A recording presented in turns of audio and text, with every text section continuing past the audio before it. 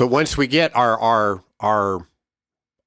program figured out and we know, okay, we're doing so many sets of this and so many sets of that, do we want to start thinking about how we're going to start changing this and what we're going to start doing?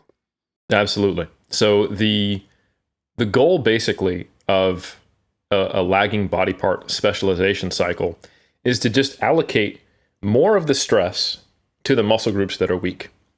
So this requires two things: increasing the stress on those lagging body parts, but also accommodating for the fact that you're increasing the stress there by decreasing the stress in other places. Now, this is where a lot of bodybuilders get a little antsy when you start telling them, hey, we're going to decrease volume on 3/4 of your muscle groups so that we can add more volume on this muscle group. Anytime there's the instruction to decrease volume on any muscle group, people start, kicking and screaming a little bit.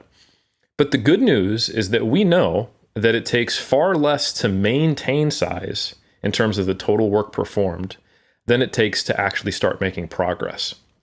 So since we've already made sure that we're getting a good mind-muscle connection, we're training through a full range of motion, we've got the proper exercise selection for our biomechanics, and we're training with a sufficient level of effort, and we've still got a lagging body part, the only real next thing to do is to increase the total magnitude of stress. And that's going to be a volume increase. So we're going to probably increase the sets for this given muscle group.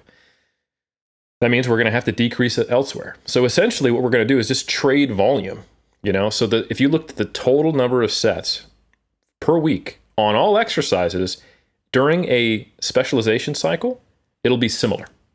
It shouldn't change much from your baseline, but we're going to just change the proportions. If you think of a pie chart that shows the sets per week of every single one of your muscle groups, we're just going to move those lines around until you've got a larger proportion of that pie dedicated to the weak points. And therefore, we've got to decrease it a little bit on other exercises.